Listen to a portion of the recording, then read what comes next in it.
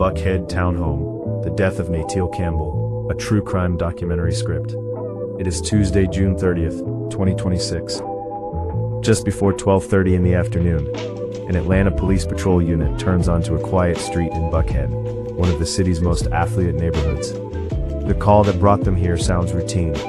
A concerned family member has requested a welfare check on a woman living alone in a townhome. Officers have done this 1,000 times before.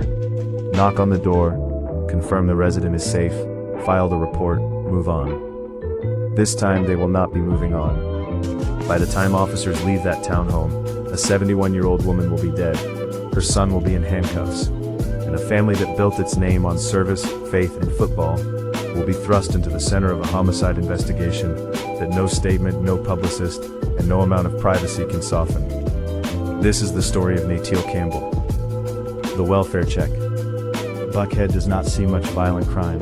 It is a neighborhood of manicured lawns, private schools, and quiet streets. The kind of place where a police response usually means a noise complaint or a fender bender. So when Atlanta PD units arrived that Tuesday afternoon, the atmosphere was calm, procedural. Nobody expected what was waiting behind that door. According to the Atlanta Police Department, officers arrived at the townhome to perform a standard wellness check. A family member had called, worried that they had not heard from Nateal Campbell. It is the kind of call families make every day across America. A missed phone call, an unanswered text, a gut feeling that something is wrong. When officers reached the residence, they discovered that a man was already inside. He would not come out. He had barricaded himself in the home. For any patrol officer, this is the moment a routine call stops being routine. A welfare check is no longer just a welfare check when the person inside refuses to open the door. Police needed time to gain entry. When they finally did, they found the woman they had come to check on. She was dead. Nateal Campbell, 71 years old, was found with multiple cuts to her neck. The man who had barricaded himself inside was identified as her own son, the man in the home. His name is Calais Campbell. He is 41 years old. He is the older brother of one of the National Football League's most respected veterans, Baltimore Ravens defensive end, Calais Campbell. Within hours, Fulton County Jail intake records confirmed what neighbors on that quiet Buckhead street were only beginning to process. Calais Campbell had been arrested. He was booked on charges of murder, aggravated assault, and possession of a knife. Atlanta Police Lieutenant Christopher Butler addressed reporters at the scene. He offered a description that was as blunt as it was chilling. This appears to be a domestic incident between a mother and, so far, what we believe is her son.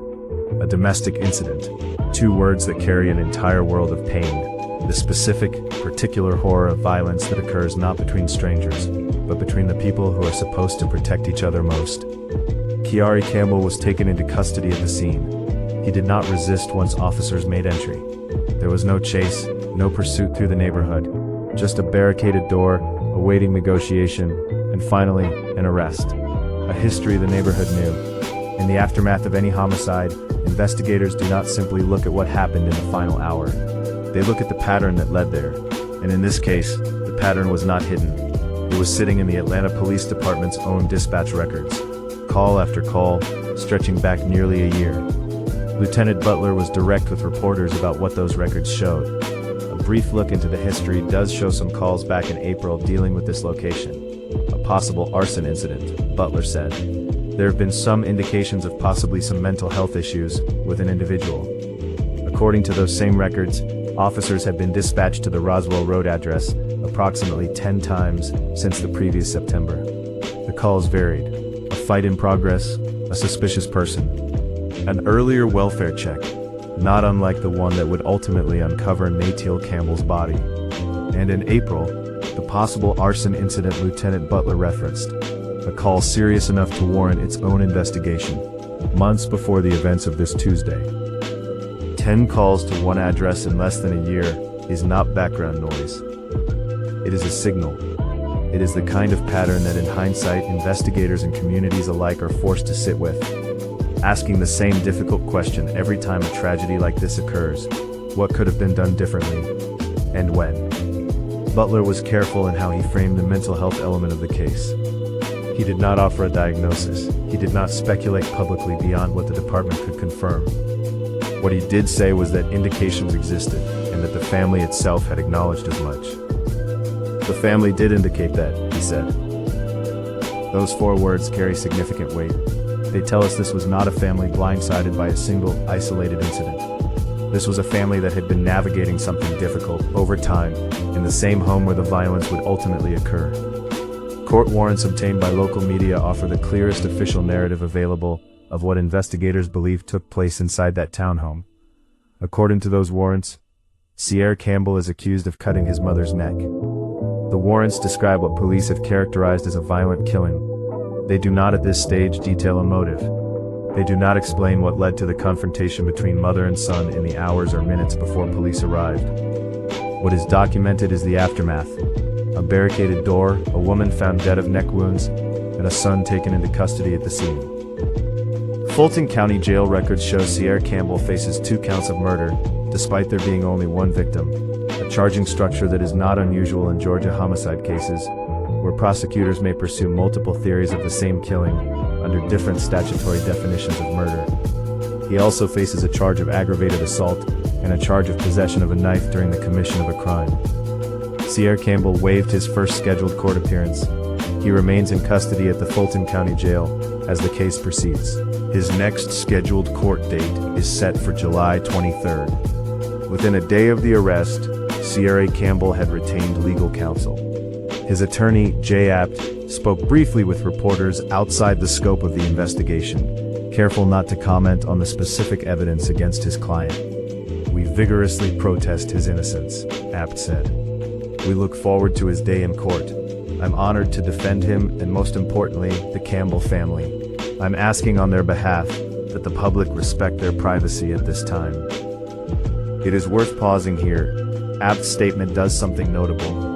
It defends not only his client, but the family of the victim, as though the two are still, despite everything, one and the same. In many homicide cases, especially those involving strangers, there is a clear line between the accused and the grieving. In cases of family violence, that line disintegrates.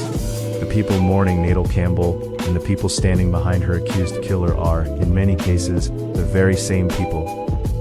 Apt declined to confirm several key details that could shape the public's understanding of the case.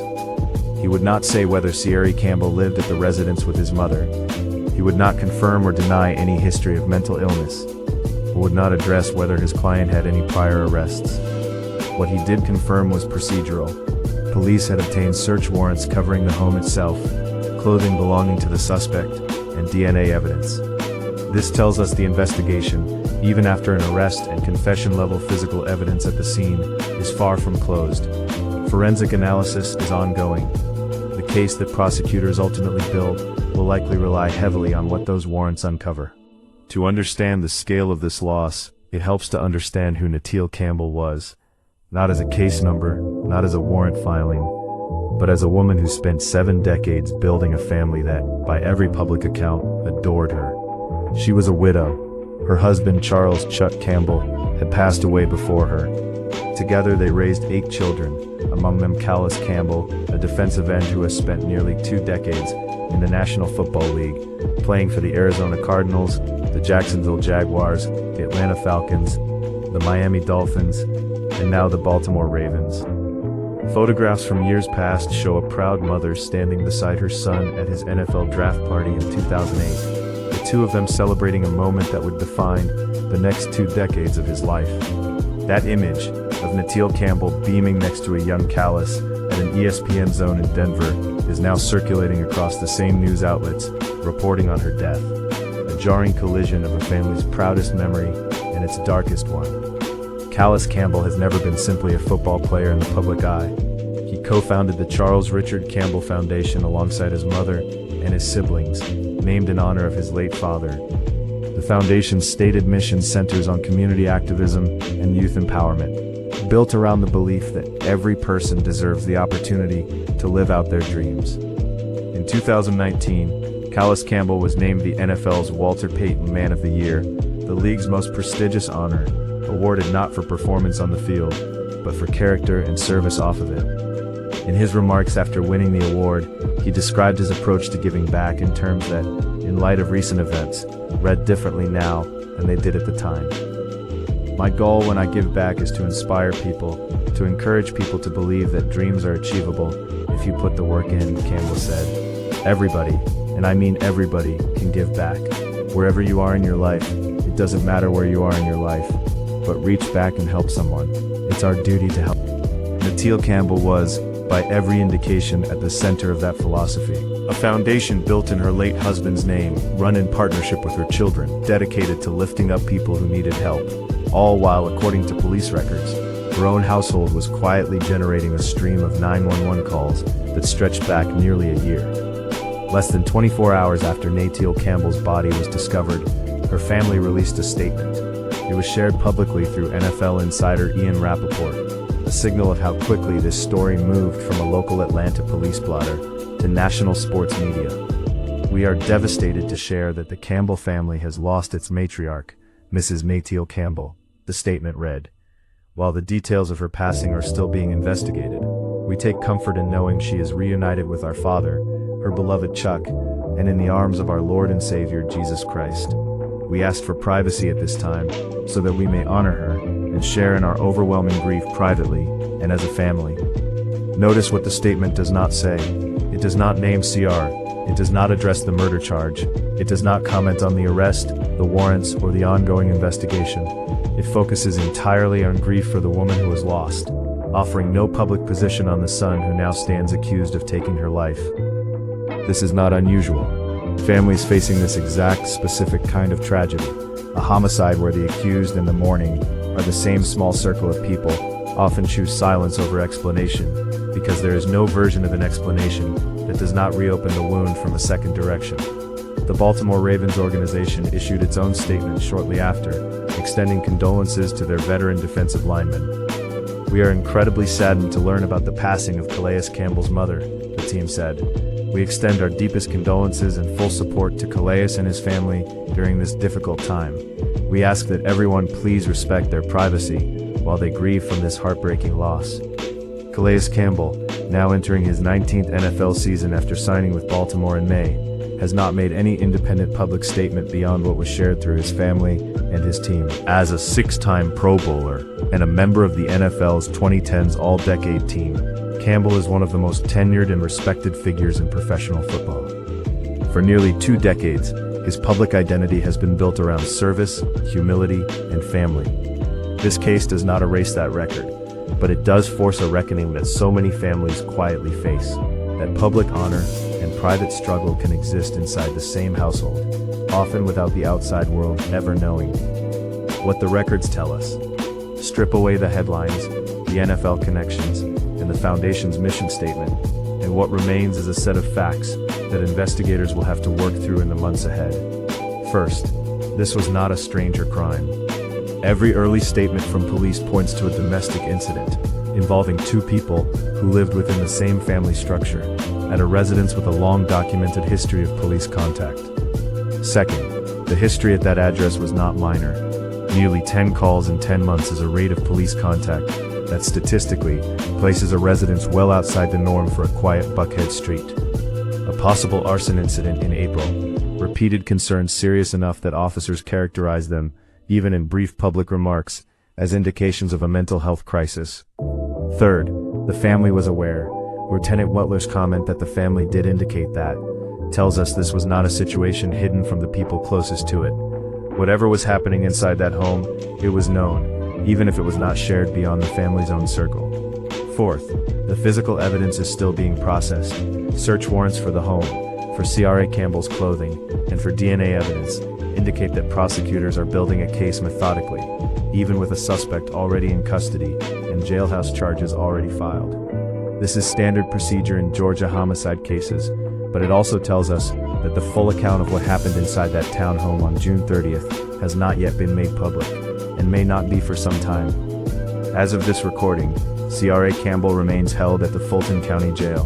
He has waived his right to a first appearance, a procedural step that occurs frequently in Georgia when a defendant's attorney is already engaged and prepared to proceed directly toward the next stage of the process.